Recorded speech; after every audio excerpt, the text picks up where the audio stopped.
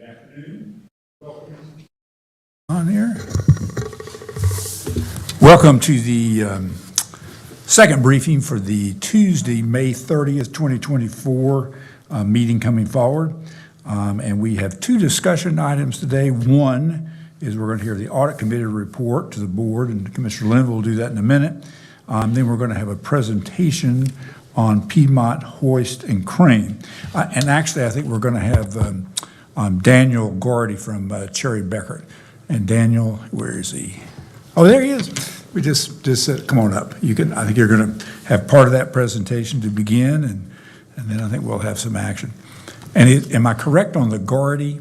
It's perfectly fine, but it's Goggerty. Garrity. Yeah. Garrity. But no, Got it. I've had Thank you. much worse than that. Gotcha. Thank you for being here. Thank you.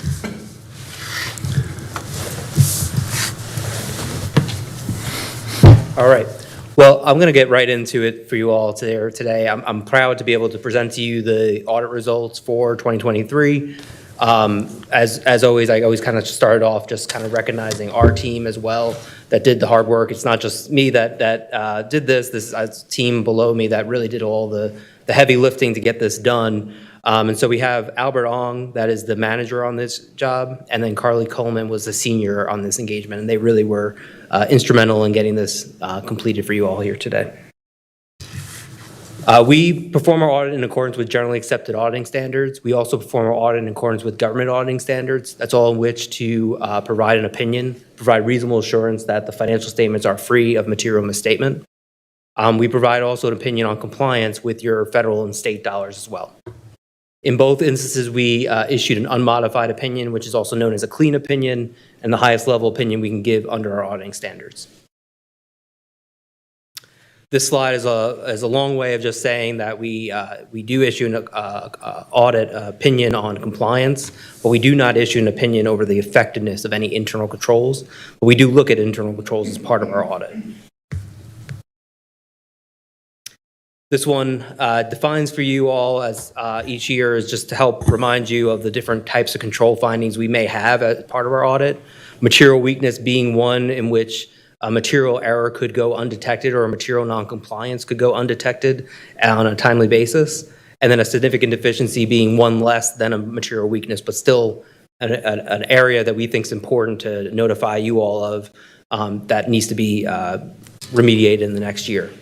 We did notice 3 significant deficiencies that I'll talk to you about on the next 2 slides, and there were no material weaknesses noted in the current year. The first one that we identified as a significant deficiency has to do with the Medicaid program.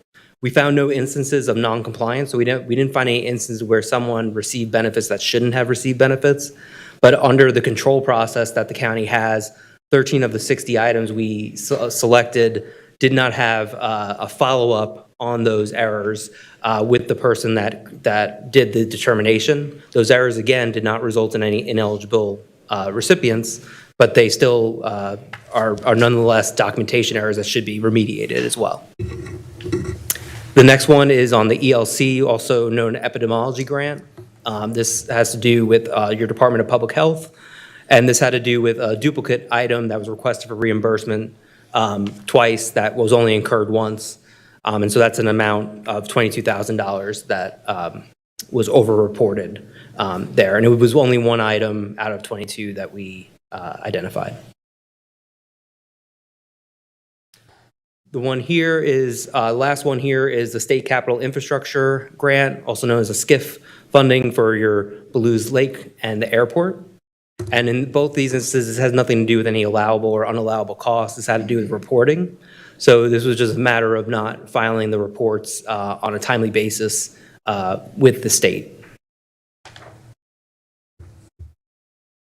We had no corrected or uncorrected adjustments. So as part of our audit, we review and audit all the information within the financial statements that's significant. And in all of our testing, we noted that the information was fairly presented by management, and we had no adjustments to that information from what they had. Next few slides are kind of general information that we have to give you every single year. I'll go through this fairly quickly, but please feel free to stop me if you have any questions. Note 1 is where your significant accounting policies lie. You did have a new accounting pronouncement that you adopted in the current year. This was subscription-based information technology arrangements, and this had to do with your subscriptions to software and such that you have over more than 1 year that gets recorded as an asset and a liability on your books now, similar to the lease standard that you adopted last year. We found no issues with any related party transactions. No related party transactions were noted other than those that were made aware to us by management, and we noted no arm's length transaction issues. We found no issues that we deemed to be significant or unusual under our definitions that we need to make you aware of. As part of our audit, there are a number of estimates that go into a number of the financial statement line items, such as your pension and other post-employment benefit liabilities, your capital assets, your allowance for doubtful accounts, your IBNR for incurred but not reported claims for self-insurance. In all these instances, we looked at the underlying data and the information used to develop these estimates and found no issues with that data. And we found no issues or management bias with any of those estimates. All the financial statement disclosures were clear, neutral, and consistent.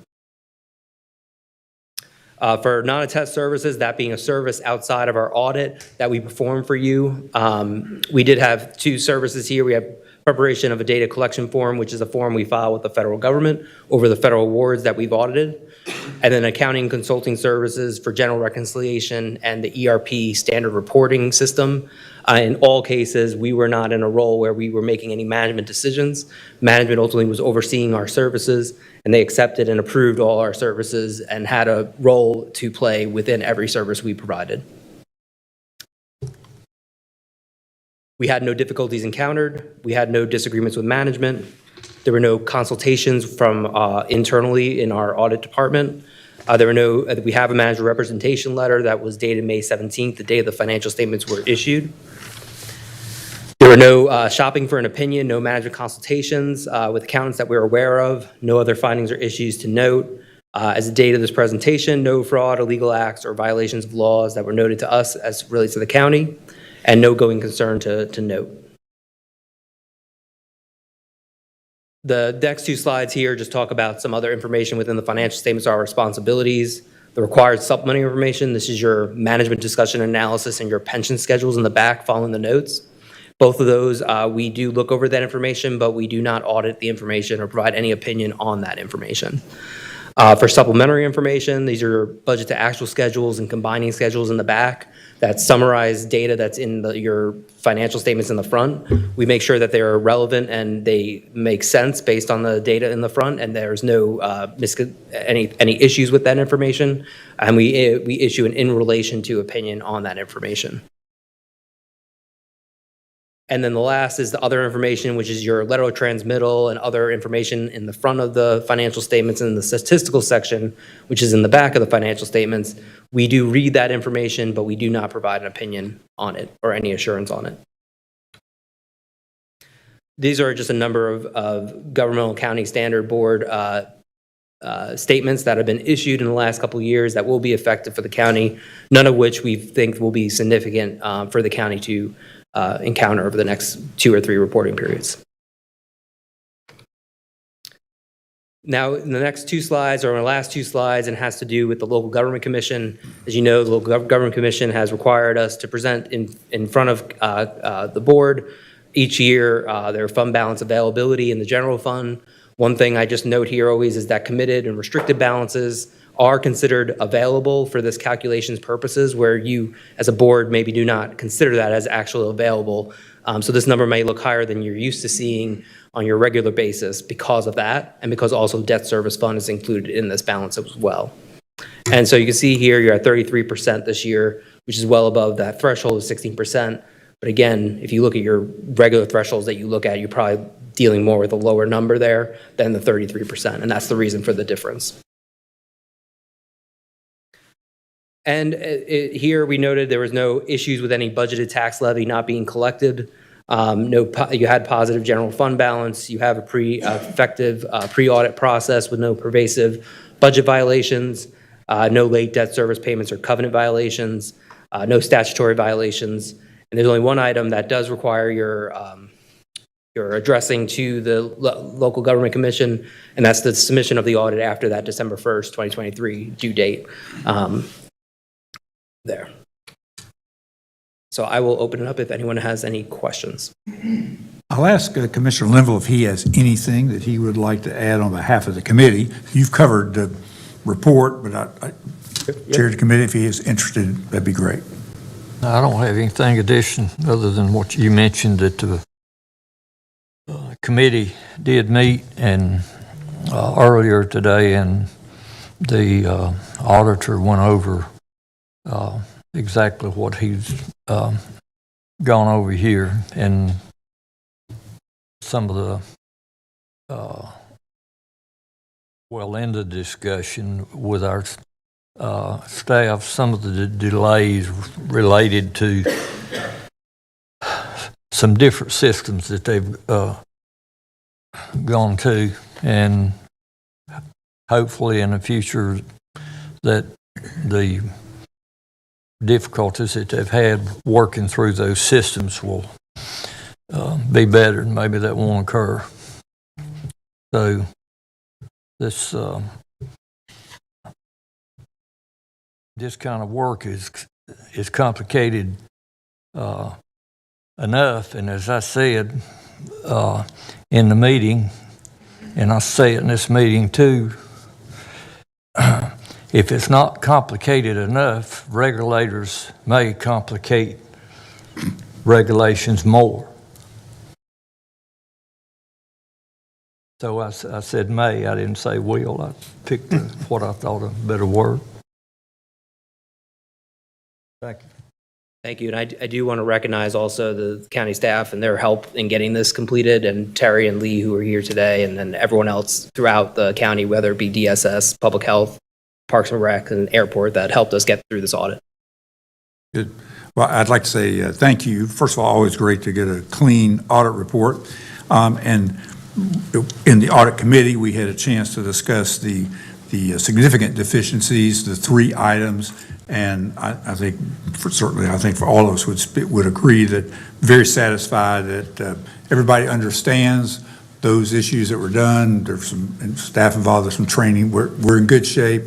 And then obviously on the third one, we got to get our reports into Raleigh, on time, which is very understandable. But and I do want to add the special recognition and thanks to our Chief Financial Officer Terry for doing all the great work. And it has been I think to say that since our ERP, which is a new computerized all accounting system and all that kind of stuff, has gone into place, has been a challenging, that's an understatement, challenging period, and she and her staff have been able to respond and get us to this point, and she was certainly, things are now, as the audit firm indicated, the data when they got it, there were no problems. So there were no things to check.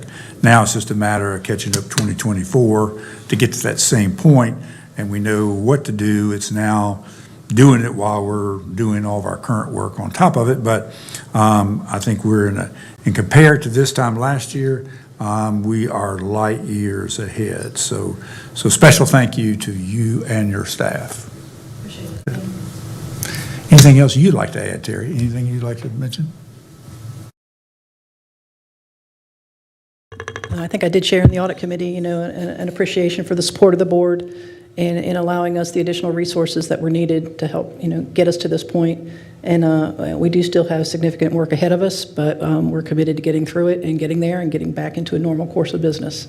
So, thank you. Thank you. And thanks for being over here. Thank Chairman, you. if I may, before yeah. he leaves, I do have a question. Sure. I did all of the sentiments, but I do have a question relative to the grant that you noted from the state. The And- State Capital Infrastructure Fund? Yeah, and whether or not we were fined for that? No, No I don't fines, believe you were just- fined or anything. You did receive a letter from them that said these were missed reports that were filed not timely, but it did not result in any question cost or payment back to the state. Okay, fair enough. That's all I had. Thank you, Chairman. Good. Thank you. And thank you, Commissioner Commissioner. McDaniel. Any other questions? Thank you for your time. Thank you very much for being here, Daniel. All righty, we're going to have an update on Piedmont Hoist and Crane, and it looks like Kyle Haney is going to bring us that, and I think we've got a slide or two to look at too.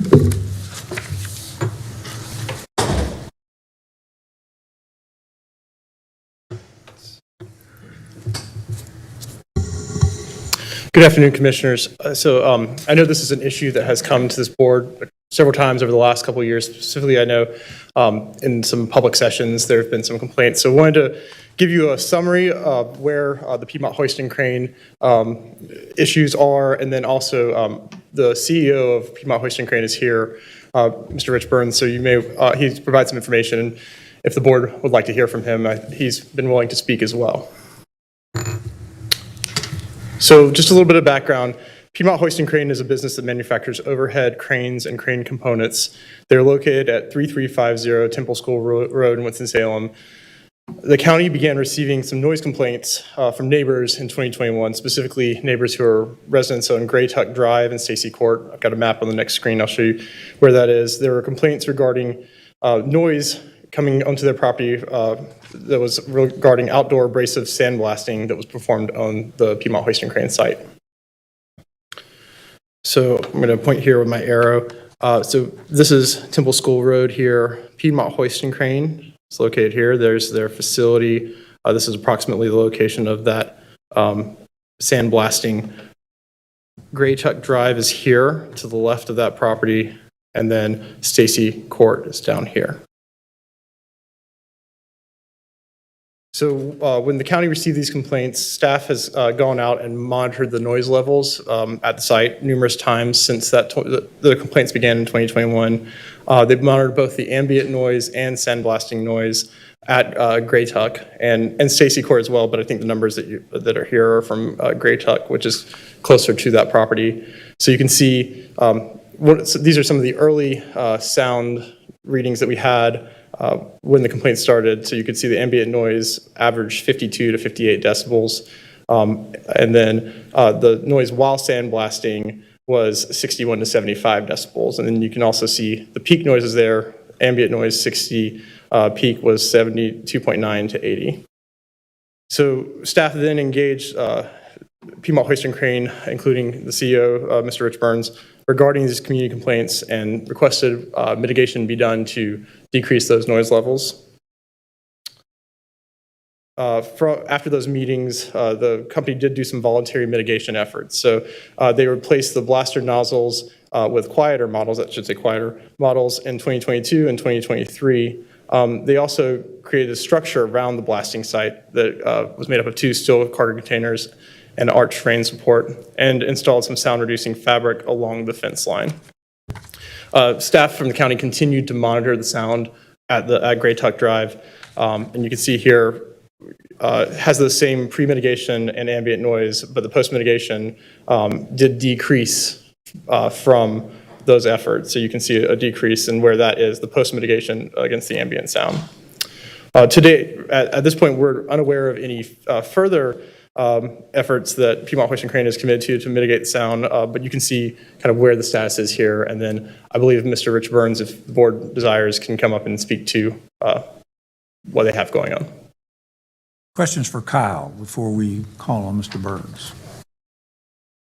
All righty, thank you. Mr. Burns, please come forward. Thank you for being here.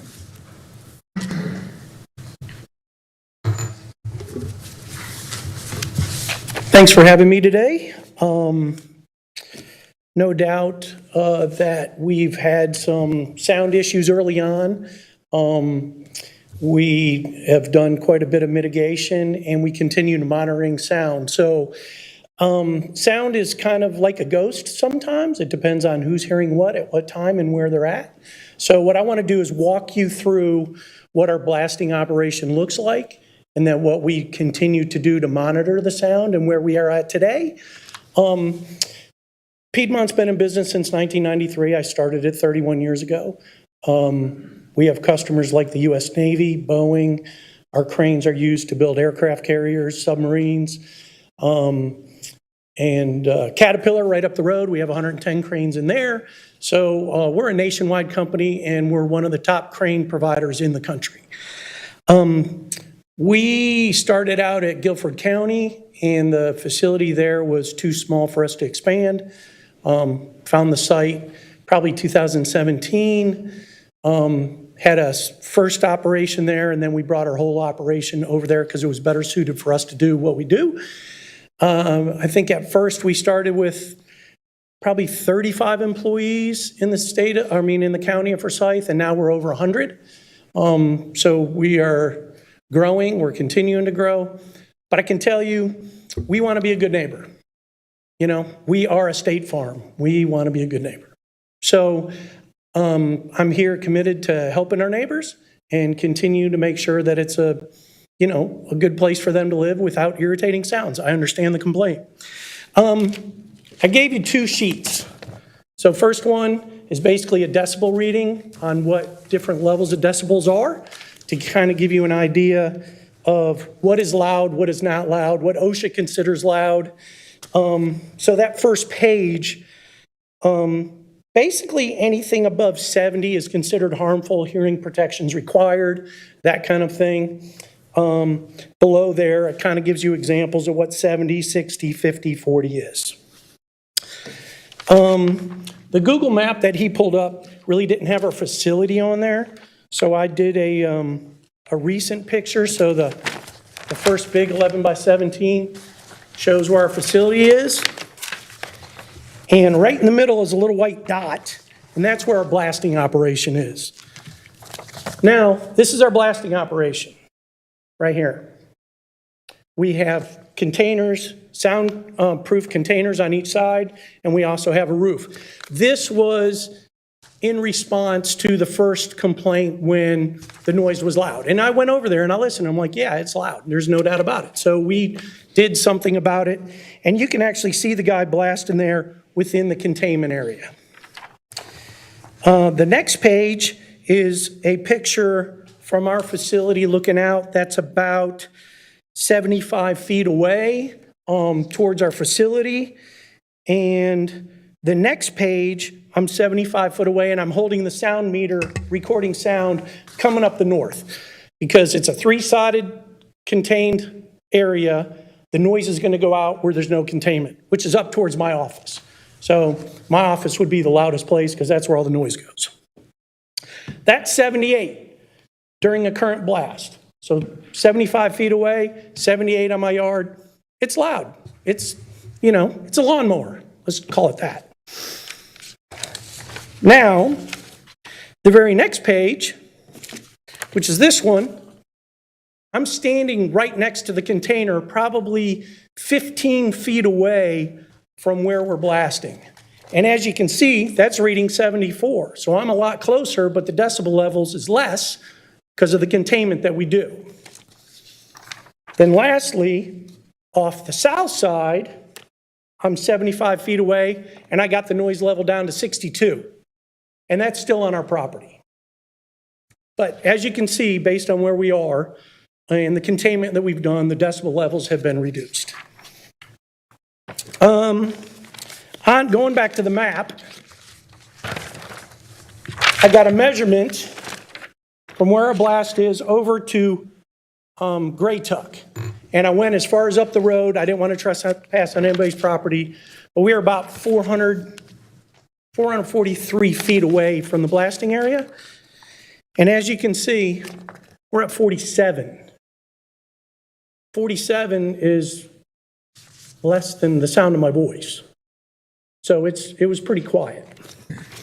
The next one, if you look at the very next page here, I went to the road, which is down here. Again, from the blasting area, I think we were 338 feet away. And that was 54 decibels. Still, if you look at that and you compare what it states, 54, it's a little louder than a quiet dishwasher, moderate rainfall, refrigerator, less than normal conversation. We did go over to Stacy Court. I didn't show you a picture of that because it's quiet as a mouse over there. Now, all that being said, I'm not saying my neighbors don't hear me sometimes. But it's difficult to know, there are times where I got trucks driving on my yard. We had D.H. Griffin in there cleaning up our yard for steel. Was it making noise? It was. But not once has a neighbor ever come knocked on my door and said, hey, can you come listen to this? Can you, hear what I'm hearing? Can you sit on my front porch, listen to what I got? Because I would. But, since we've been getting complaints since, 2021? Nobody's ever knocked on my door. All I do is hear from you guys, but I hear every 6 months. Every time I think I solved the problem, 6 months later, we got a complaint. Like, okay, what is it? So it's been a little frustrating on my end. Now, that being said, I understand there's been conversations of changing the noise ordinance in Forsyth County, which I'm all for. I got to have a target. I need to know what I got to hit. I don't think I can get less than 40 because I would have to stop talking, which my wife probably would prefer. So, if the discussion is changing the noise ordinance, I don't think it should be focused at one person or one entity, but there's got to be a way to measure what the instance is, what time it is, what kind of noise it is, and then for me to be able to mitigate the problem, because I can't chase ghosts. So that's me. I'm open for questions. I have some questions for Mr. Burns. I'll ask one. Sure. And I sort of like, I've heard someone had on their phone, their phone, a tape of the sound, and a recording. And I'd probably argue that it's kind of like if you were recording with a decibel reading, sticking your fingernails down a blackboard, the old blackboard, it probably wouldn't register that high, but it is a grating noise. And I can't mimic it, but it's kind of a noise. And I think it's probably one that is probably very irritating. May not have those same decibel numbers, but it's a pretty irritating noise. And just having listened to that. And I appreciate your openness, although some of the neighbors would claim that they have gone onto the property and have been kind of asked to leave by those who were there, like, what are you doing here? And that may have been a different time and whatever else, but I guess there's some belief that it hasn't been quite as open as you have presented today. I just wanted to let you know there is another side to that discussion. Always, as we like to say, 100% of the truth, 50% of the story, right? So that's what we're here trying to solve. Get both sides of the story, get an understanding what the problem is. The only interaction I had from a neighbor was a guy on Stacy Court was hiding in the bushes, harassing my employees, videotaping. That's where the videotape came from before we mitigated, we used to blast wide open. There was nothing there. And that's where that video came from. So that's not an accurate display of where we are today. He was harassing my employees. He called me out, told me that he knew where I lived. I took that as a little bit of a, let's just say, not the best way to handle something. That's the only interface I've had with any of the neighbors. I think we met, was it 8 months ago, something like that? Probably at least. Met with Mr. Watts as well. And I did what you asked me to do. I went around to the neighborhood, especially on Gracie Court, because they're closer. Or Gray Tuck. Stacy Court's, they're ways away, which I think is where that gentleman lived. I knocked on doors. I didn't really get a chance to hold anybody. I left my card. I haven't heard anything. I did the pictures with that sound, the decibel meter, I did this week during a blasting operation. I did it myself. I'm not saying I don't make noise. It happens. We are an industrial manufacturer. But the blasting operation, we've worked hard on mitigating. We've changed the nozzles out, added soundproof blankets. I mean, Like I said, we want to be a good neighbor. I don't want to be a bad neighbor. I want the county to like what I do. I bring jobs to the county, right? I bring recognition. That's a good thing. Having neighbors mad at me doesn't do me any good. So lastly, just for your own records, you can see that we do sound checks. And that's the last 3 pages. I didn't print all of them, but you can see we look on a regular basis. It shows the nozzle that we use, what we're blasting, Gray Tuck, which would be the same point where I was at, what that showed up, Stacy Court. And then the 100 feet, basically we go 100 foot around our operation, and then you can see north is always loudest because there's no containment. Like I said, that's up towards my office. My office is 300 feet from the operation. I conduct business there all the time without an issue. I'm on the phone. Matter of fact, I go outside and talk on the phone all the time. So I can tell you I'm here to help solve the problem, but there's got to be a target. There's got to be an understanding. And if there's an odd noise coming out because of one quick operation, I need to know, but somebody's got to tell me. Gotcha. Other questions? Yeah, gentlemen, if you don't mind, I do have questions as well, probably a few comments. Sir, thank you so very much for, first of all, being here. I needed to hear your side of the story, and thank you. I did find value in the documents that you provided today, and I do believe that you do want to be a good neighbor. One of my questions is, does this neighborhood have an association? And it doesn't sound like that you guys have mediated. One piece have met with us, and then now you're here meeting with us. Communication is key, right?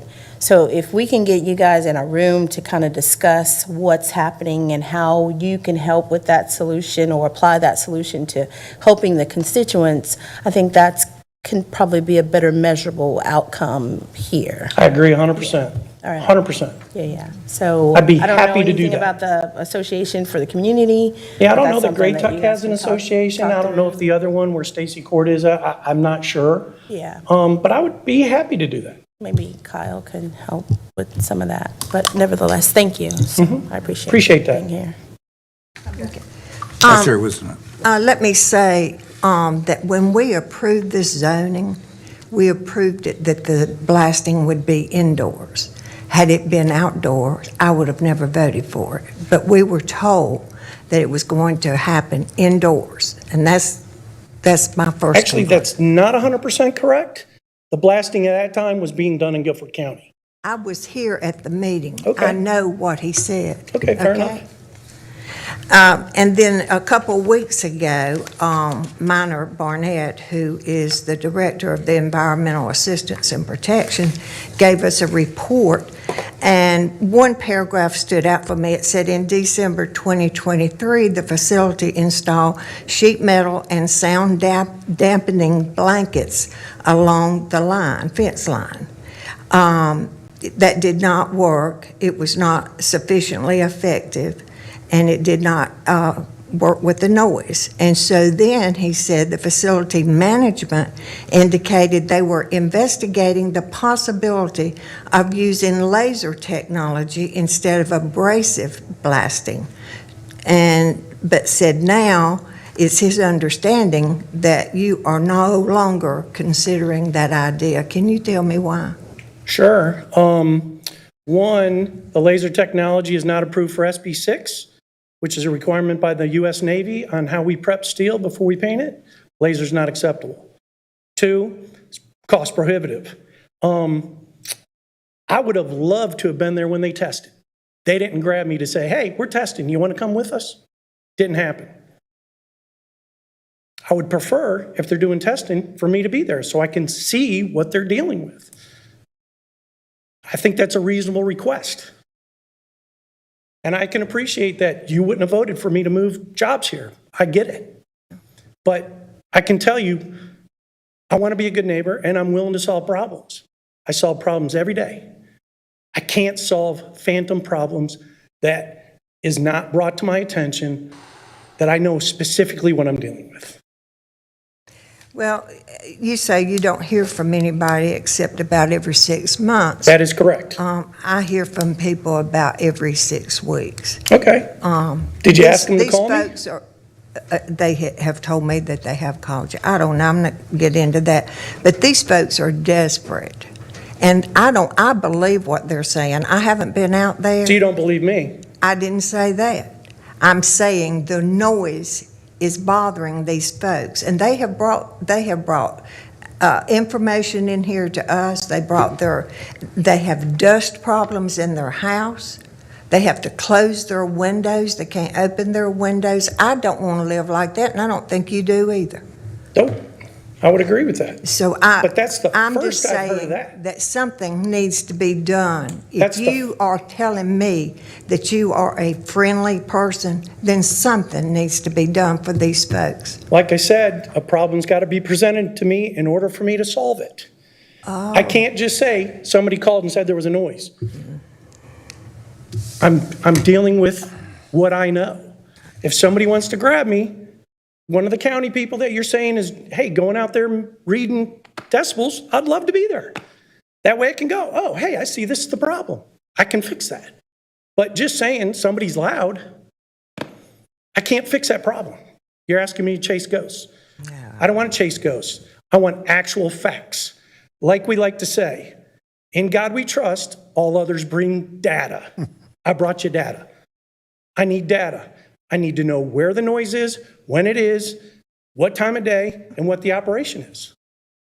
Well, certainly, we don't need permission to go to someone's residence or Great Tuck Drive or Stacy Court and test the ambient sound and what other sounds that they hear. They've been there. And they keep very good records. They're environmental people. They do nothing but keep data. I'm all for that. I'm just saying I would like to be there when they do it so I can witness what they're dealing with.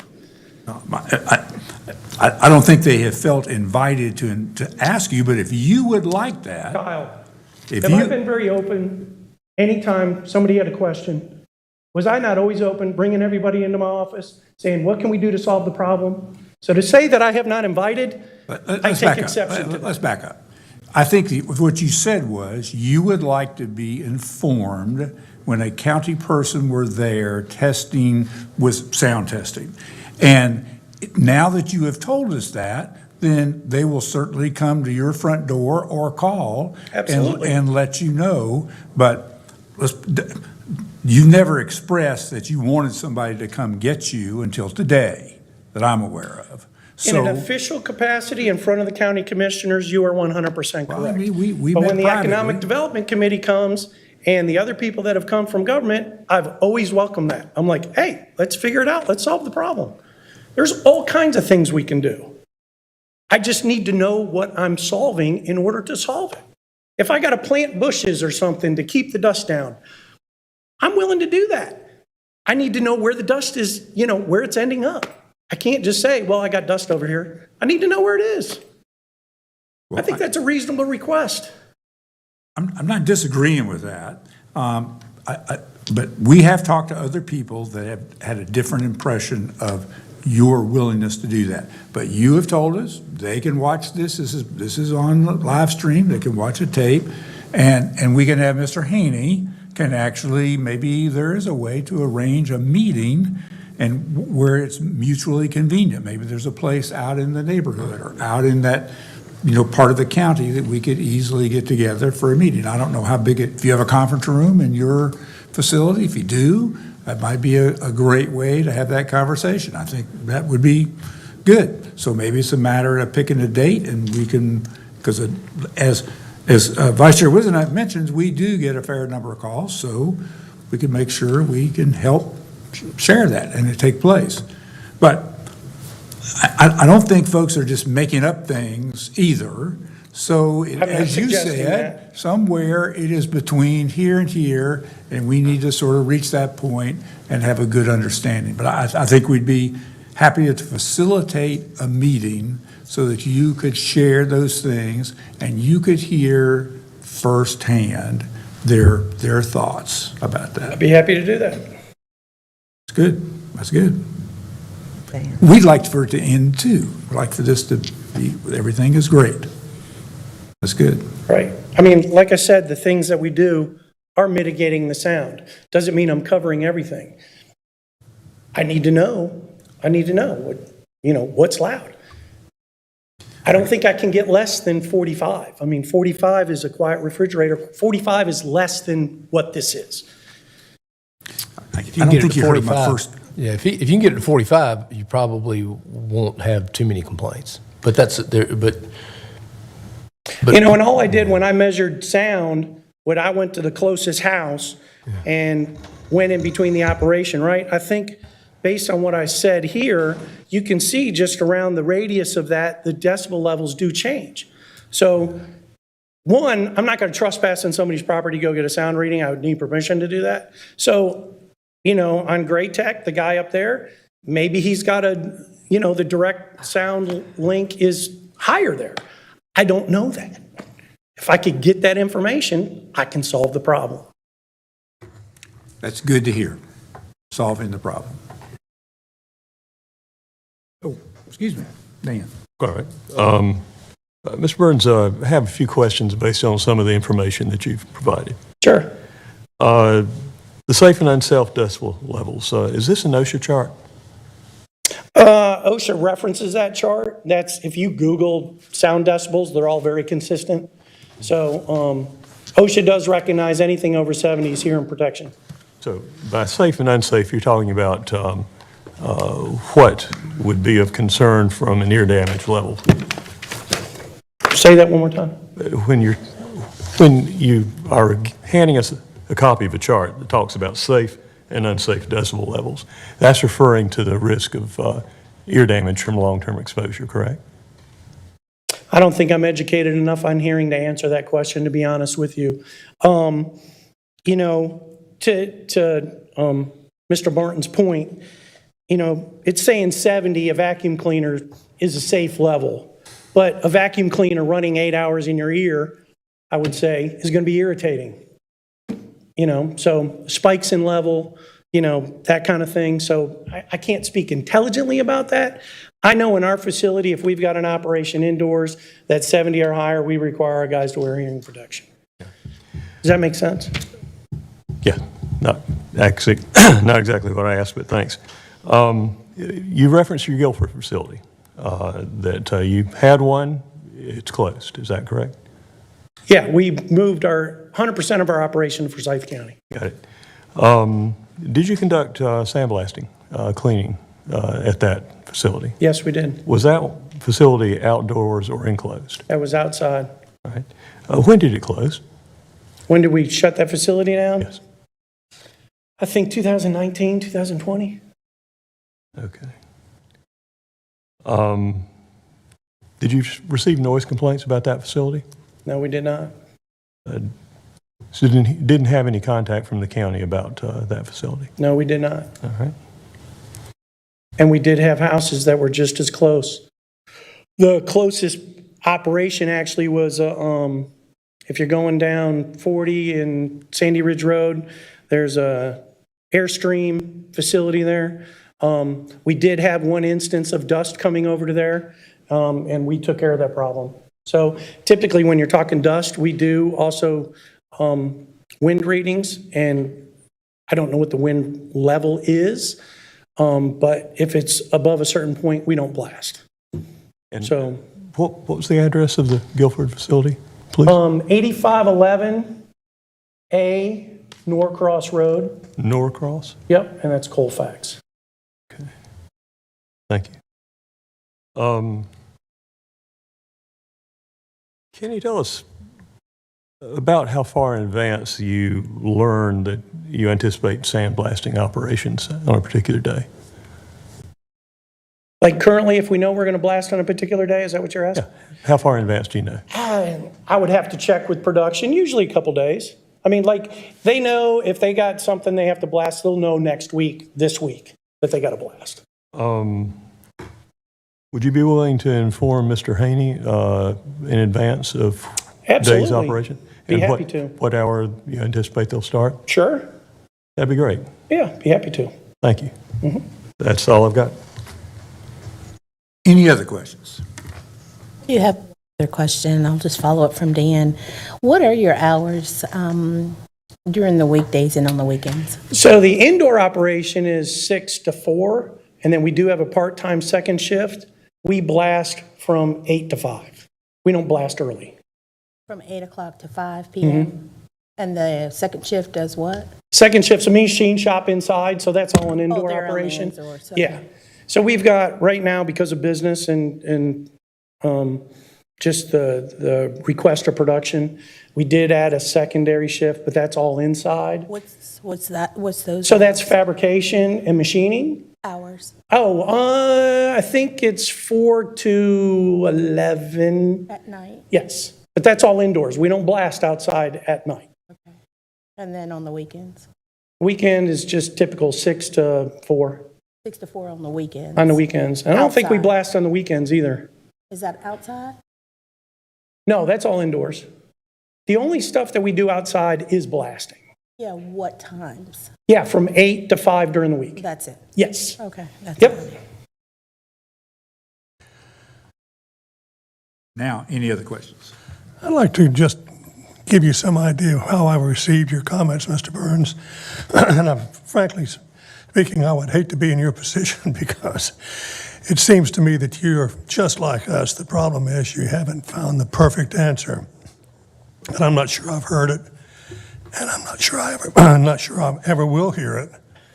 But what I'm hearing is that you're running a business that you have a bad part that is something that even you don't like to do it, but it's got to be done.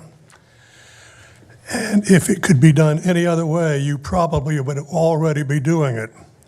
And if you can find a way, you probably will do it. But at this stage of the game, and I know it sounds like fighting words, and I don't mean it to sound that way, but basically what you're saying is we don't have the perfect solution, except to say we're doing everything we can and get used to it.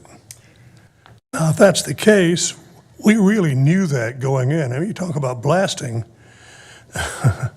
It's something that has to be done in many different parts of our society. And if you're going to stay in business, you're going to have to do that there. And if you go somewhere else, you're probably going to run into the same situation that you're running into here. So the question is, what can we do to help facilitate, speed up, or make easier for you and your company to make this happen, other than standing back and saying, well, citizen A doesn't like it, and citizen A through Z over here, that whole group of people, they don't like it. So what are you going to do about it? And you're aware of that. And if you're aware of that and you're trying everything you know to get it done, I absolutely believe what you're saying. You just happen to be the guy that has to stand in front of a group of commissioners who have been elected by the public to stand up for something. And I'm not sure what we'd be standing up for if what you're doing requires blasting. So the question is, and I don't know if you can answer this, and I apologize for even asking it, where do we go from here? So I appreciate your comments. I would agree with 98% of what you said. The 2% I would say, I would never just say, we're going to, just deal with it. That's not me. That's not who we are. We have an excellent culture at our company. We treat our employees very well. They're the lifeblood of what we do. I couldn't be where I'm at today without them. And again, I got to be a good steward of the neighborhood as well. So again, and really later in my career is what I do 99% of the time is solve problems. Solve problems with customers, vendors, employees. I mean, that's just what I do. And I'm used to it. And I'm actually pretty good at it. And so where do we go from here? I really like Ms. McDaniel's suggestion of getting us together with the neighborhood. I think that's a great idea.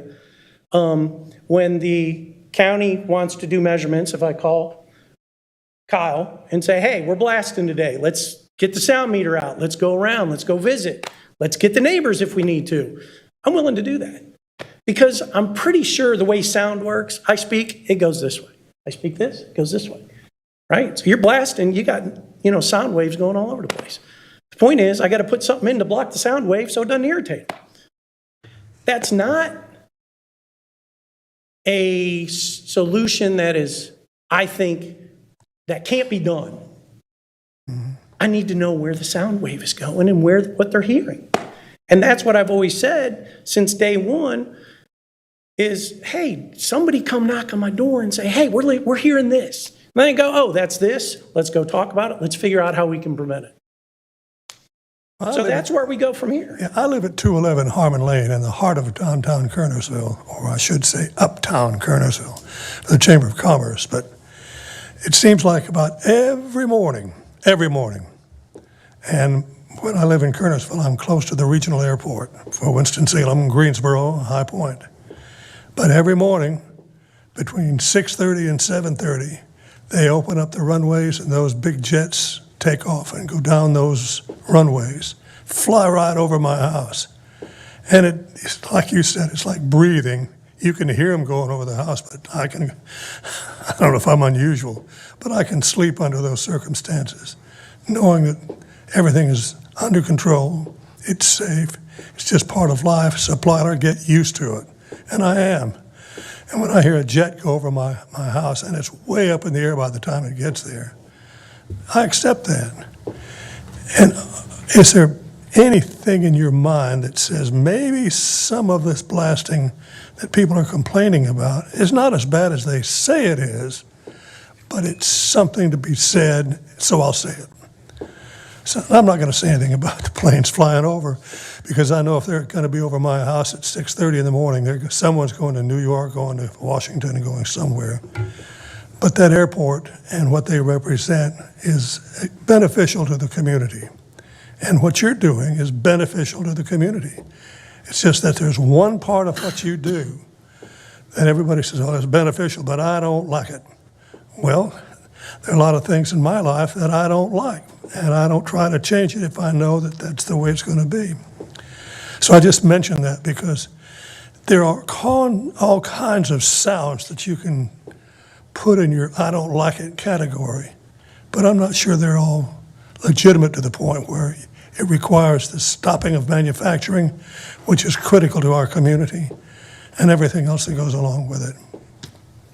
And I once again say, I think, Commissioner Plyer, I think we've got a good next step. We got a good one. oh, good, I'll stop. We'll appreciate your we'll let the planes land in Greensboro, and we've got a step here that we can go forward, and we'll have a meeting, and Kyle can be the facilitator of that. And Mr. Burns, we appreciate you coming, and appreciate hearing from you, and it was good. Thank you for being here. Absolutely, I appreciate it. Kyle has my information. Anybody want to call me direct, email me, what have you, I'm always available. Happy landings. Thank you, Okay. appreciate it. Thank you. I believe we're ready to turn the meeting over to the county manager. Thank you, Mr. Chairman. Good afternoon, board members and staff and guests. But really, the only thing we have to do remaining today is just to kind of finalize this agenda for the May 30th meeting, so I'll go ahead and dive into it. Obviously, this will be the formal meeting next Thursday. The other item we will be presenting really to kick off the budget session, the formal county manager's recommended budget next Thursday. So that will be part of this meeting as well. All right, so we've got one special resolution recognizing May of 2024 as Affordable Housing Month in Forsyth County, and so you'll have folks here to receive that. Approval of minutes for the meeting of May 16th, which The minutes went out yesterday. so you look in your email and you'll see that. We have one budget finance item. It's a resolution ratifying and authorizing a joint applications by Forsyth County and the Winston-Salem Forsyth County Schools to receive $3,676,466 from the Education Lottery Fund. Adam Fernbach from Finance is going to review this item. Good afternoon, Commissioners. This item is a resolution and ordinance amendment authorizing a joint application to North Carolina DPI for fiscal 2023-24 lottery proceeds. These $3,676,466 of lottery funds will pay for debt service arising as part of the 2006 Education Debt Leveling Plan, and I'm happy to answer any questions about it. Any questions for Adam? Thank you. Thank you. Thanks, Adam. Agenda item 4 is a resolution authorizing the execution of a contract with Election Systems and Software LLC for the purchase of ballot-on-demand printer systems for use by the Forsyth County Board of Elections. Tim Suji is going to come up and review this as he is preparing for the November election.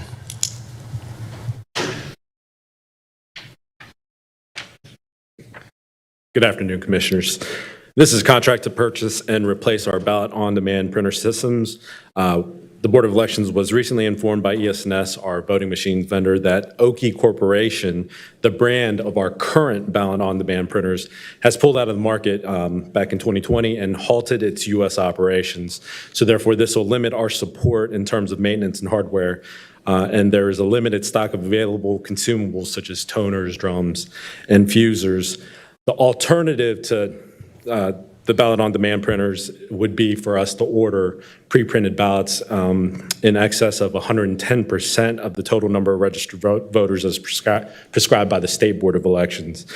So the contract is for an amount not to exceed $130,000, which includes the purchase of 40 ballot printers, 20 ballot-on-demand system laptops and routers, plus the software licensing for the system.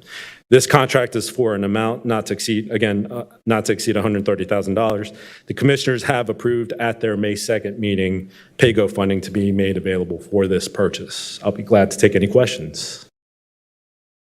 When this was approved back in, originally, I remember we had this, where we went around and looked at all the vendors, right? Right. That was back in 2020. And I want to make sure I understand, are there sort of one vendors for the printers, on demand, but then there's another for the other work?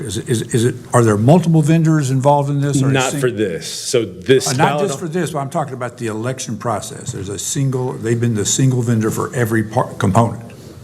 So I guess the best way to explain this is there are multiple voting machines vendors, and those vendors do have their own ballot-on-demand printer systems that are tied to the voting equipment. So in other words, the ballots that are produced out of these ballot-on-demand printers are specific and can only use specific ballot stock that would be able to be used with the current voting machines that we have. So when we bought this, what did we think would be the current lifetime expected? I mean, this equipment's not, did we expect this was going to wear out? We did. We always, whenever we purchase voting equipment, our hope is to use it out to its fullest lifespan. That could range between 10 to 15 years. So we had, at the time of the purchase, did not have a clue that this was going to come down, that Oki Corporations was going to pull out and halt its operations. Okay, I read the materials you sent, and to be honest with you, I got a little confused with, so who is the vendor of the new equipment that you're proposing to buy? Brother printers. Okay. So they've designed and developed a new printer that can be used with the voting equipment, using their software licensing. That's what I was getting at. We have voting equipment, so this is adaptable That to is what we correct. have, so we're only replacing the printers. Just the printers. And that software. That's So right. we're not being high and dry with something that should last 10 or 15 years and it goes away in 3 years. That is correct. So this is a part here to do that. Yes. Okay, all right, I'm with you. I got it now. Any other questions for Tim? Good, thank you. Thank you. Thanks, Tim. All right, James Anderson is going to come up and review items 5 and 6. Item 5 is a resolution selecting and authorizing execution of a contract with ARC Studio 7 to provide professional design services for the Piedmont Propulsion Structural Infill Project. And then item 6 is the guaranteed maximum price proposal, really to kick off the Forsyth County Agricultural Park Complex. And John Nance is there and not James Anderson. James changed. I don't know what happened, so glad to have you, John. All right, this is where I'm going to use the screen here.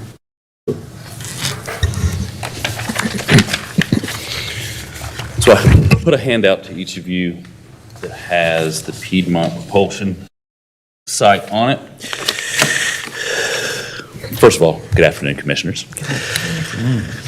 Is that coming up well? The item before you is a resolution to select and award a contract to ARC Studio 7 for the Piedmont Propulsion Structural Infill Project. ARC Studio 7 was selected by an RFQ process formally advertised by City County Purchasing. 3 responses were received, and Arc Studio 7, Moore and Associates, and Structural Solutions PA responded.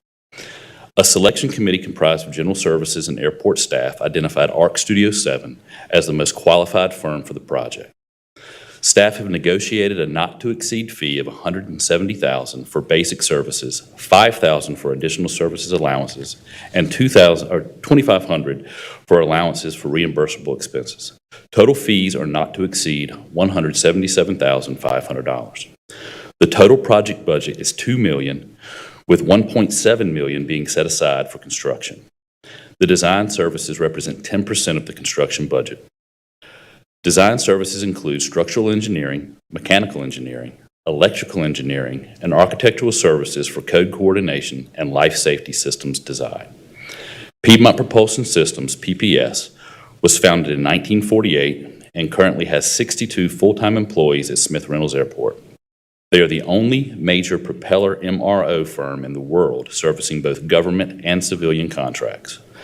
Piedmont Propulsion Systems currently leases about 54,000 square feet from the county at 4400 Lansing Drive. Completing the structural infill will add approximately 12,600 square feet of usable space, allowing Piedmont Propulsion to increase their capacity and provide propeller MRO services at this facility. I'll be glad to answer any questions. John, do you know what obviously that facility was a very specific use, and so there's a lot of equipment in the ground there and what have you, which obviously makes this more complicated because you're really changing the use of this, I guess, right? It used to be a conveyor system for chroming of propeller equipment. Okay. And there have been many projects brought in front of the board to raise the structure up or to kind of take the structure away. This basically puts a concrete floor on top of that structure to prevent having to take that out and the expense involved. And what we're hoping to do is, if budget allows, to be able to come flush with the surrounding terrace around that to have one clean surface. If it does not, we would obviously put some ramps in and it would be kind of a dip down into that system. But we're hoping to be able to have a flush floor system for them to operate. But really, all of that stuff that we see there was part of some production process. Everything you see there is just the structure that was able to have the crane systems and the conveyor systems to where they could go into the different vats and dip the propellers and the components in different vats of chrome, paint, you name it, whatever. Okay, so there's decommissioning a bunch of systems as part of that. All that has been taken out. All that's gone now. Is it? Okay. So it's just the concrete structure and the steel structure that remain. Okay. All of that is steel, That is concrete and steel. I mean, it yes. almost looks like a floor joist that could be wood, but it's all steel. It's all I-beams, riveted I-beams is what it is. So is that going to be replaced, or is we're going to actually pour the concrete in between those? Or And it's a matter of, concrete directly on top of that. right, so, and then there'll be something, some kind of shoring up a floor of some sort underneath that holds the concrete? Yes. Will the concrete get rebarred stuff in it Yes. too? Kind of to make it stronger? All And then rebar you in. have to, then you're going to have to support the weight of that with more kind of pillars or supports underneath, or not? Hopefully not. The design team will kind of figure that out as they go along. But what we are hoping is that steel I-beam structure that is in place now will be able to support the weight of the concrete being added to it with the pans that will be placed on top of that to hold the concrete. We're looking at about 6 inches thick of the concrete? That particular span would be about 18 to 24 inches is what we're hoping would be able to come in. Wait, I mean, It's a pretty I'm talking good, about I the may have a thickness- better picture here. Thickness of the concrete. If you look, this picture here, it's a little bit better idea. You can see here at the top, Oh, I see what you're saying. Yeah, I see exactly. you've got about I got it. 2.5, 3 feet there.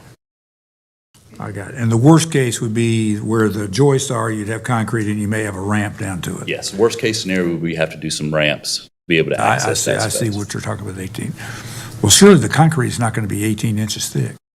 We would like to fill that entire space. If budget allows, we would like to fill that entire space. So you don't have a void to deal with. Yeah. The way this flooring be fixed, it'll be other than the thickness of it.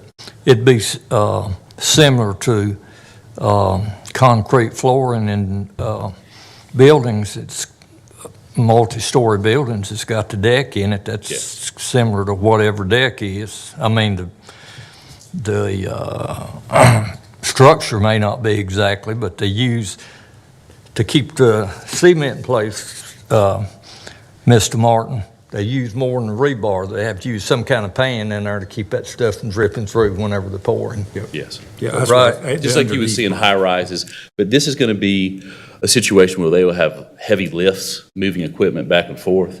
So the thickness of this slab is actually, it would be beneficial to be able to pour it to the top.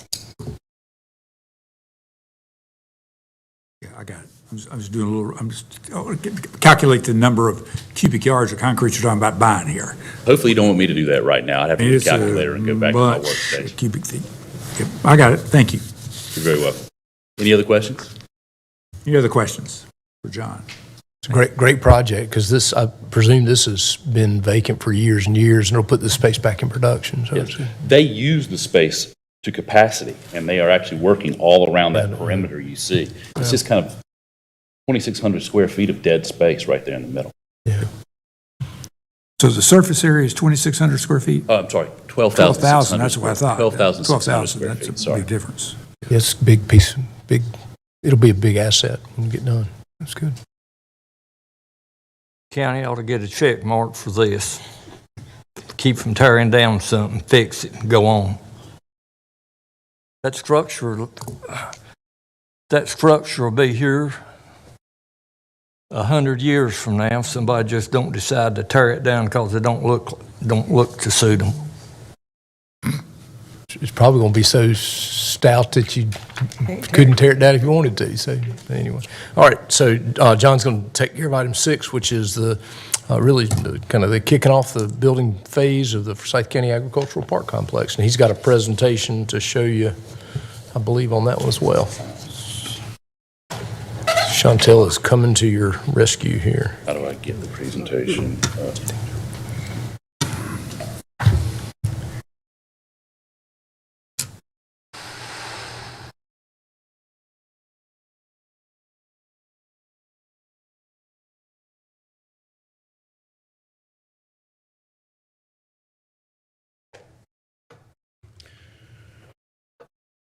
All right, this is the Forsyth County Agricultural Park Complex. This is the site looking toward Pilot Mountain, and I do believe, well, I'm not 100% certain what the name of that other, Sour Mountain. But this is the tract here. And read through the project history. Rolling Hills location in Tobaccoville was selected for the project in 2022. Shellco was selected by the Board of Commissioners to provide design build services on December 1st, 2022. And the grading phase GMP was accepted on February 5th, 2024. The overall project budget is $20 million, funded from a mixture of bonds, PAYGO, and state funds. This is the entry to the park off of Doral Drive. This is looking back toward Doral Drive from the highest point. And this is looking back toward Pilot Mountain, Sourtown Mountain from that same highest point backwards. Here's an overall site plan. Building phases includes the construction of a 26,000 square foot facility for the cooperative extension, which includes an 8,000 square foot exhibit hall featuring a catering kitchen, a breakout of meeting spaces, an open equestrian ring, and we'll eventually have some nature and walking trails. This is a kind of floor plan of what we are doing out there. Shellco has submitted a guaranteed maximum price of $13,623,459. This includes a 3% design builder fee. Trade packages were competitively bid. Shellco is projecting at least 12% MWBE participation. Total fees for this design phase, grading phase, and building phase are not to exceed $19,113,299. The resolution also increases the county manager's change order authority from $150,000 to $300,000 for the grading and building phases of this project. And the next several slides are just some renderings that I will go through that we just got yesterday of the up-to-date changes to the building and how this should look once it's in the ground.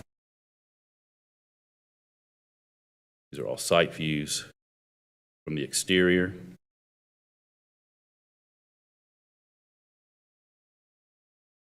That metal roof, or is that? That is metal roofing, yes, sir. Okay. Exterior view of the exhibition hall. And we'll move into some interior views. This is the entry vestibule coming in, what would be an information desk. More interior views.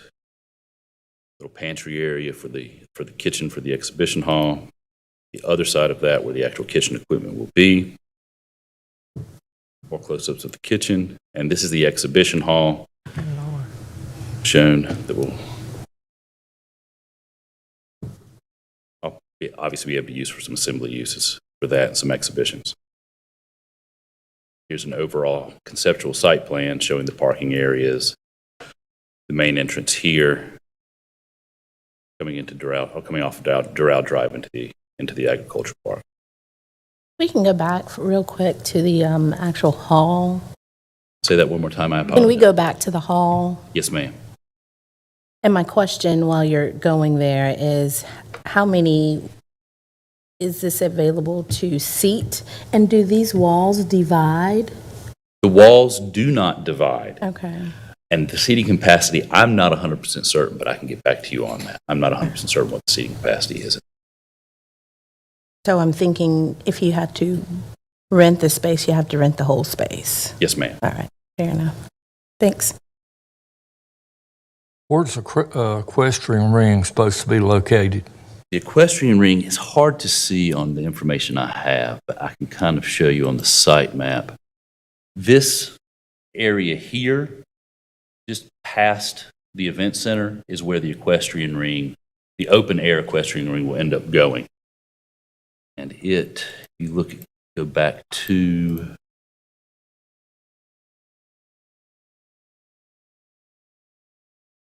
that is what this represents Well, right here. is that design coming along with this, or is that going to be later? That will be another phase. It's not included in this phase. Is that where the funding starts getting short? So there'll be an open air ring that'll just be posts that can be the building block for closing in a ring later. But there will be a ring, but it won't be a closed in riding ring. It'll be just fenced in, basically kind of like at Tanglewood now.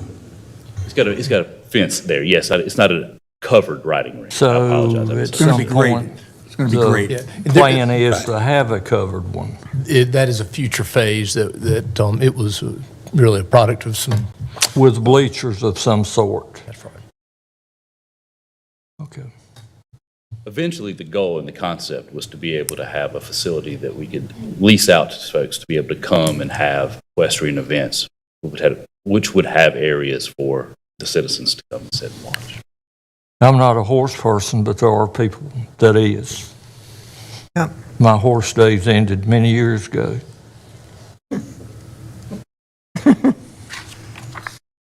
Damon, I hate you are going to miss this. It looks like a golden opportunity for another Festival of Lights with that entranceway. Absolutely, yeah, that is a long entrance. Well, It is. in fact, how long is that entrance? It is, oh Lord, I just asked Shelco this question, 2,700 linear feet, I think is what it is from the beginning to there. It's a pretty good ways. It's almost half a mile. Well, then what's it going to be called if it's going to be called Agriculture Park? Then will that change the name or add to it if you have lights? I don't know. We have to come up with something. There'll be a lot of opportunities on this parcel in the future for to envision and do things. You'll still be around for advice, though, won't you? Absolutely. Yeah, that's good. Okay. Any other questions? Thank you all very much. Thank you. Thank you, John. Appreciate you standing in for James. You did a good job. Krista Smith's going to come up and review item 7, which is a resolution awarding contracts for the non-emergency medical transportation services award. Krista. All right. Going to be a team effort is what it's going to be. So.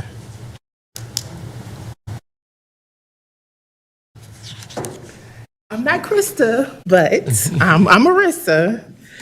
Greetings, Chairman Martin, esteemed board commissioners, County Manager Watts, and other executive county leadership.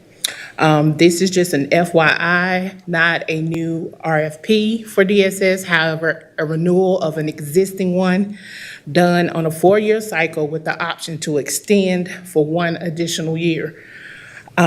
Requests for proposal were sent out on March 8th of 2024 and posted to city, county, and state websites. Pre-bid conferences were held virtually on April the 4th. Question period ended on April the 8th.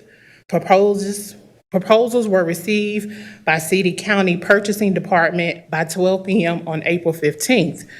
10 suppliers provided non-emergency medical transportation services, recipient trips, and from Medicaid covered medical appointments as authorized by Forsyth County DSS on behalf of Forsyth County DSS. Proposals were evaluated and scored by 4 Forsyth County DSS staff members. The county process for the service RFPs require a minimum qualifying factor to be included in all specifications. That allows the scoring panel and pre-qualifying bidder to arrive at a group of responsive bids from which a selection of the lowest bidder can be made. A pre-qualification factors questionnaire was included as a mandatory part of the RFP process with the requirement of a completed questionnaire in its entirety.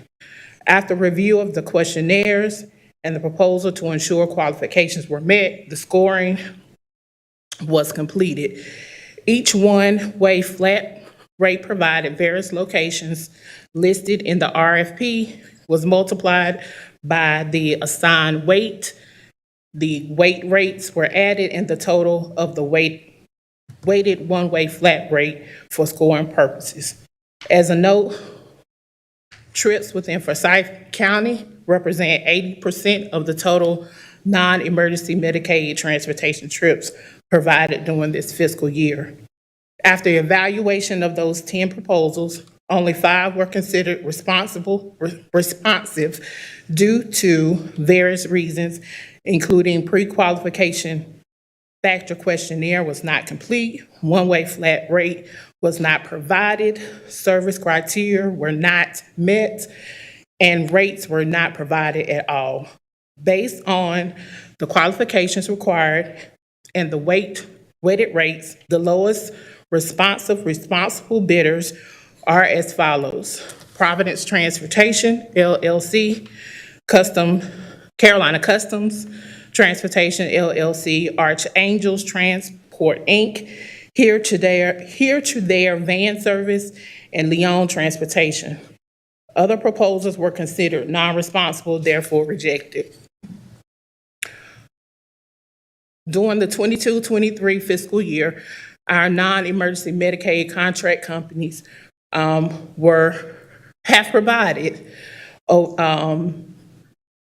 provided for transportation for 6,966 customers for a total of 75,358 one-way trips, which represent an increase of 18% from the fiscal year of 2021. The amount approved billing updated to NC Tracks for 2023 was $2,340,667. Due to capacity restraints of each provider, Forsyth County DSS Management recommends contracting with 5 providers for the fiscal year of 2025, in addition to Winston-Salem Transit Authority. Due to the increase in the number of trips provided to ensure timely pickup to our customers to arrive at scheduled appointments, provider availability to wait 10 minutes to accommodate customers with special needs, and the ability to return customers in their homes in a timely manner, it's necessary. The proposal from Leon Transport is a contingent plan with a requirement that they add vehicles with wheelchair lifts. They are currently equipped with wheelchair ramps. Given the needs of the customers and the NNT service are state mandated, Forsyth County is requesting approval to contract with 4 lowest responsible bidders effective July 1st, 2024, and to contract with Leon Transport at a later date when vehicle requirements are met. Available for any questions. Are you finished? Yes. Okay. A couple of questions. Just how do you manage multiple providers? I take it you had multiple providers last year, right? Yes. So how do you manage them in terms of who you call? Because the cost differential gets pretty high between the one-way trip cost. Correct. And I'm just kind of curious how that works. How do you manage? How do you actually do it when somebody needs transport? So we have a non-emergency transportation Medicaid team, a special team assigned to do assessments for each individual. We also reach out to the lowest contracted bidder first. If they can take our beneficiaries to the appointments, that's who we work with. We always try to find the lowest cost. So that team tries to schedule those appointments around who can be picked up at the same time, going in multiple directions, so forth and so on. Do you have a case where we go pick up folks and there's no one there? Yes, all the time. And that, because I would see that there's reimbursements for those that you pick up. Right. From Medicaid. Right. And I'm kind of curious if there's a whole lot of those that are happening, then there's no reimbursement and we have the cost.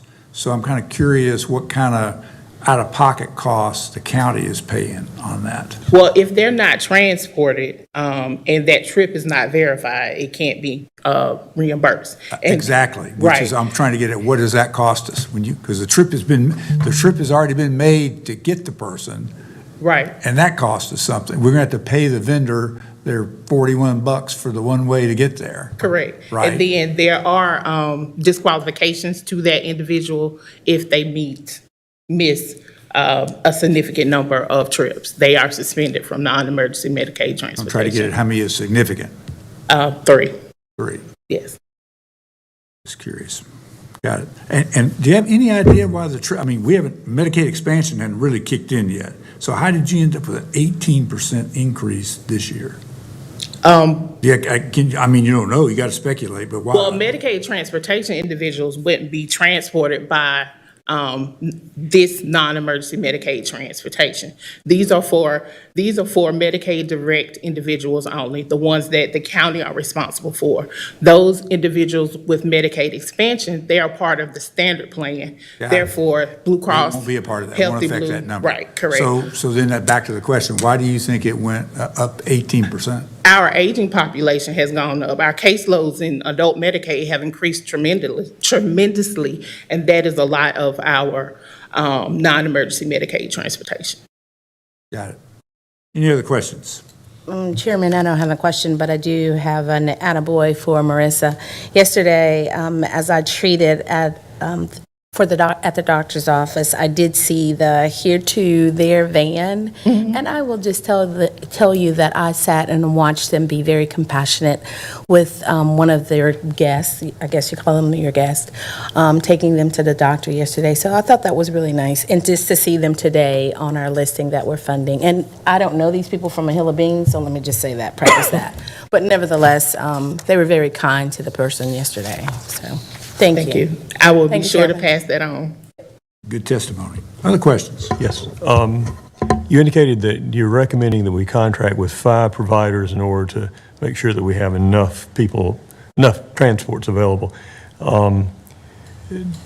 What's the risk that we'll fall short during the period where Leon is qualifying? To be honest with you, Commissioner Best, there are times that we fall short now with the only 4 that we have.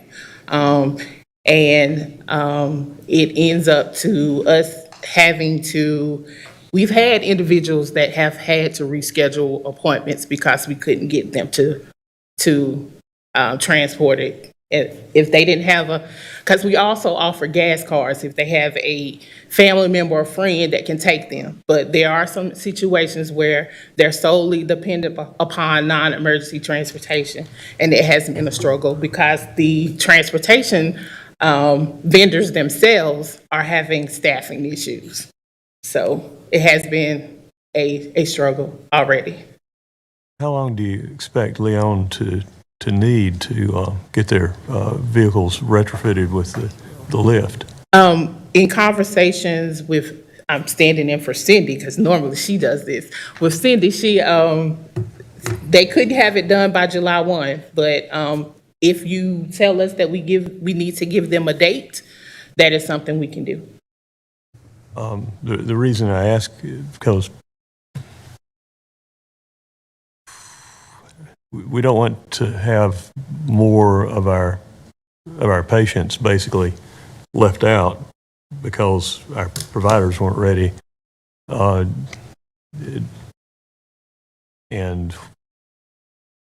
is there a 6th provider that you would have recommended had Leon not been in the top? Okay. There were 4 last year, so we're increasing that to 5 by adding that to adding Leon. So hopefully that will mitigate those issues. There were 10 proposals and 5 which were rejected due to missing information or not meeting the pre-qualification bid. So basically, you're recommending taking the only 5 that met the qualifications, basically, and Leon only almost met them. Yes. Okay. All right. Thank you. And I believe Leon was the lowest one-way bidder, if I remember correctly. No, they were second lowest under Providence. If we think it will help ensure that they do get it done in time, maybe a deadline would be a good idea. Okay, we can definitely have conversations with them about that. Thank you. Thank you. All right. Thank you, Marissa. Thank you. All right. Agenda item 8 is a resolution awarding and authorizing its use from a contract for the construction and mounting of a 12-foot walk-around light body or light rescue body to Custom Truck and Body Works. All right. Brock Smith is going to handle this. He's our fire chief. Good afternoon, Chairman and Commissioners. So we bring to you today a resolution for your consideration, award a contract to Custom Truck and Body Works to build and mount a custom 12-foot walk-around light-duty chassis, or the body to be mounted to the chassis. Custom Truck and Body Works was our lowest bidder at $174,200. We are asking to add in a 5% contingency for the total amount not to exceed $182,910. I'll be glad to answer any questions at this time. Is this going to be operated as one of the 09 units, or is this in addition to that? No, it'll be one of the 09 units. So this just replaces? Yes. Take care of all 3 units now? 2, yes. 2. the two that we didn't have in these light rescue. All right, thank you. Thank you. All right, thanks, Brock. All right, agenda item 9, Kimberly Bussey with Budget Management is going to review its resolution approving an amendment to the agreement with the Humane Society of Piedmont Incorporated for spay-neuter surgeries at the animal shelter. Good afternoon, Commissioners. Kirsten Briggs really wanted to be here with you today, but she got tied up at the animal shelter, so I'm going to pop over and hopefully be able to answer your questions about this item. This is an amendment in the amount of $20,000 to the contract with Humane Society of Piedmont, Inc. for spay-neuter surgeries for the Forsyth County Animal Shelter. This contract was originally approved in January of this year in the amount of $50,000, but as adoptions have increased a little higher than expected, and they have a Humane Solutions partner that's going to come into the animal shelter facility that's still getting things ready to go to be able to offer in-house surgeries. A little extra funding within their budget was needed to get them through to the end of this fiscal year. So this amendment again increases that contract in the amount of $20,000, and I'm happy to try to answer any questions you may have about that. So at beginning on, what, July, we anticipate we're going to have something different. This has been, We do anticipate this that. has been an in-between deal. That's right. Yeah, I just had a little concern over 40% increase in the 6-month period here is 40% increase in price. Indeed. That's a lot. Ideally, this company will be ready to go by July 1, and they'll be offering those surgeries in-house for a significant reduction compared to what they're paying for the Humane Society of the Piedmont. So ideally, yes. I hope so. Thank you. All right, other questions? To clarify my understanding, Humane Solutions is a different organization from Humane Society. That's correct. And is Humane Solutions a for-profit or a nonprofit? I believe they're a nonprofit organization. They're nonprofit. I won't, they are if they're who I think we're talking about. I just wanted to make sure, since the names were similar, there could be more than one. Thank you. Yes, sir. Yes. All right, thank you. Thank you. All right, we have a couple of property matters. Gordon's going to review item 10, resolution exercising Forsyth County's option to require the city of Winston-Salem to purchase the county share of the Church Street parking deck. Good afternoon, Commissioners. This item involves an interlocal agreement executed between the county and the city of Winston-Salem way back in August of the year 2000 to build a parking deck on Church Street between 4th and 5th Streets, a large parking deck, 1,500 spaces. It was to incentivize the construction of an office building downtown back in the year 2000. The parking deck was built by the city per the agreement. It was built and owned and operated by the city. It took approximately 2 years to complete that. It was finished in the year 2002. The way the agreement worked was that, as I said, the city would operate the deck and they handled all the financing for it. And the county would pay a share of each year's losses, and the losses included the finance costs. So that was a 20-year period to pay off the debt the city incurred to build the parking deck. Over the course of those 20 years, the county paid approximately $7.7 million to the city for the operation of the deck and to pay off the mortgage on it. The way the agreement was written, the city was supposed to notify the county as soon as the financing had been fulfilled, which presumably was in the year 2022. And so county staff has been talking to the city since then. We never received the official notification from the city, but the interesting part of this agreement was that it said after the financing was paid off, the county would gain a share of ownership of the deck, and that share was based on the county's share of expenses it had put into the deck over the years. That's $7.7 million. The city calculated that percentage as 32.83%, so roughly a third. The agreement stated that if the county wished, it could exercise its option to require the city to buy out the county's interest, so to buy out the county's 32.83%. To do that, there needed to be an independent appraisal to value the entire parking deck. And the city took a while, but they finally did secure an appraisal report. They provided that recently, I believe last month, to county staff. The appraisal report stated that the value of the parking deck was $6.5 million. So the county's share of that would be $2,133,950. And so it's the staff's recommendation that the county exercise its option to be bought out of this parking deck.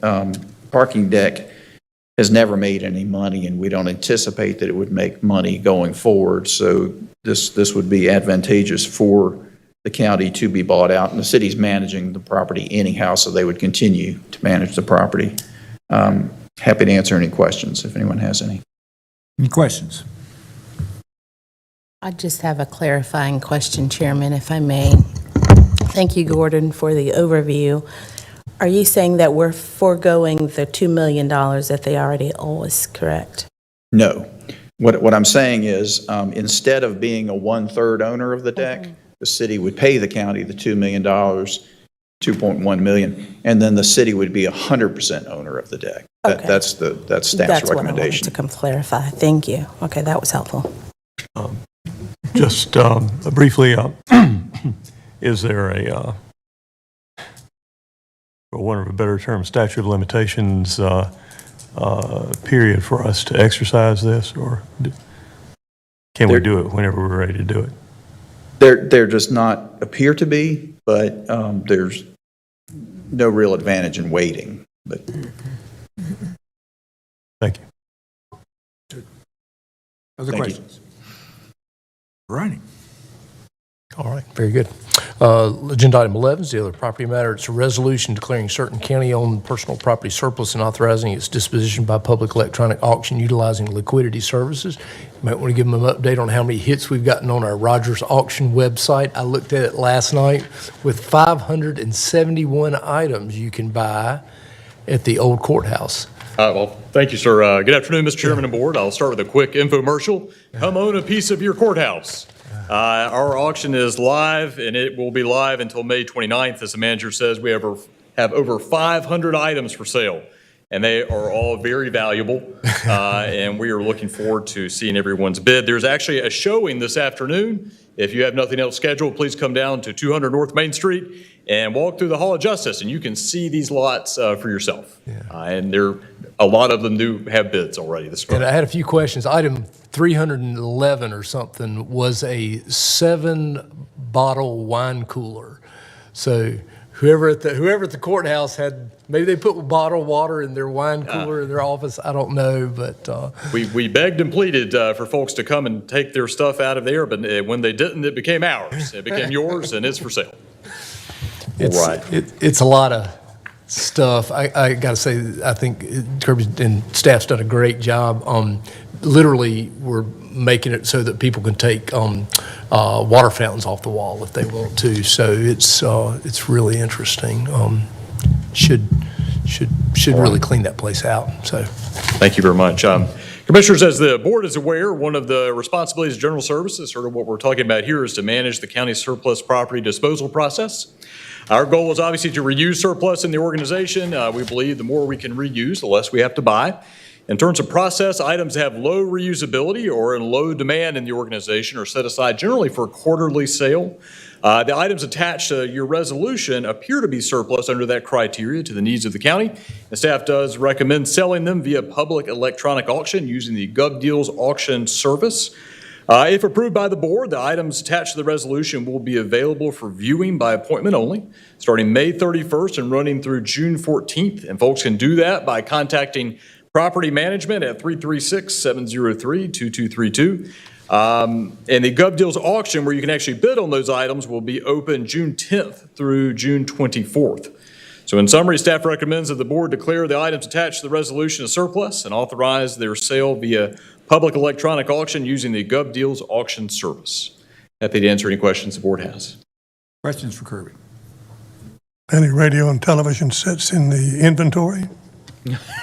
There are some TVs at the Hall of Justice, your official courthouse televisions. So, thank you.